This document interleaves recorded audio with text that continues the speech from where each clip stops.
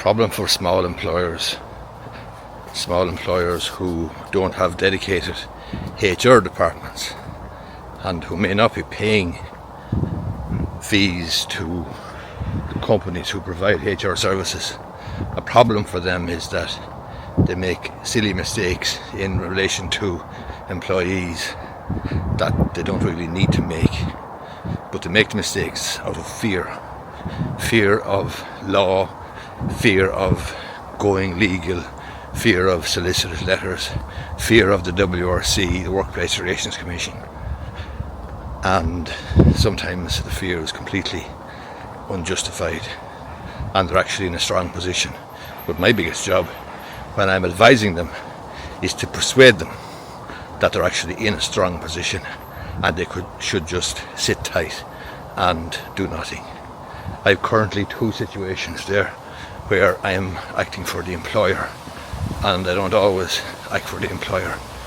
I act for the employee a lot, but in this particular circumstance I'm acting for the employer, and in one of the situations the demands of the employee in the dispute are completely unreasonable. They're silly and they'll go nowhere, and I'm advising my employer to sit tight, don't give in to the demands.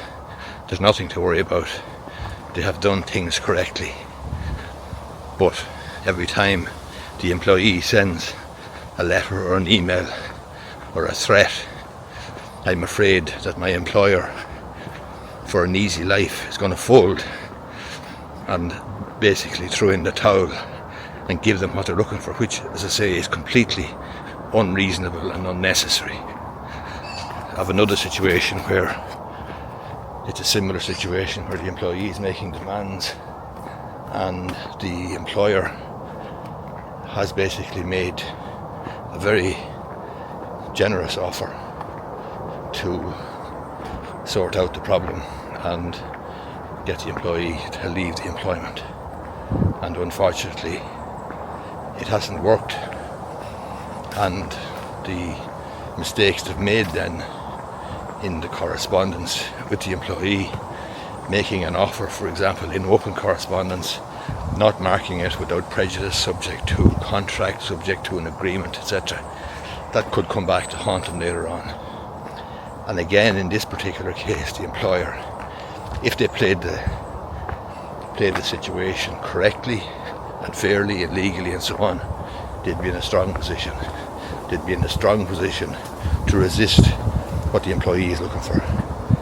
But because of the fear of WRC, fear of threats, they are running the risk of making a costly mistake.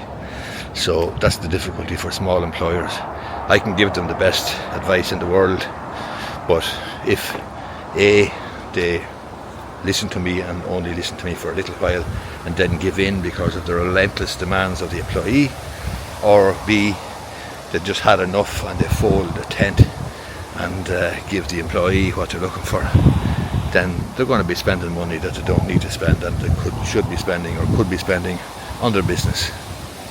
So that's a problem for small employers who don't have the benefit of good legal advice on tap, or a full-time HR department, full-time HR professionals and so on. That's my experience. And in both situations that I'm advising at the moment, I'm simply advising the employer to sit tight, that time is on their side and they're in a strong position. They've done nothing wrong, and if they do have to meet any claims down the line, then they're in a very strong position to deal with them. I'm down here at the canal in Enfield. It's lunchtime. This is called, what's this called now? I think it's called the Harbour in Enfield. There's the ring road there up above, and around here then we have some barges. So that's the story in Enfield on 19th of July 2024, I think. Hope you find the video useful, and more importantly, if you're a small employer, I'd recommend that you pay heed to what I'm saying, because the advice is free and it's not bad.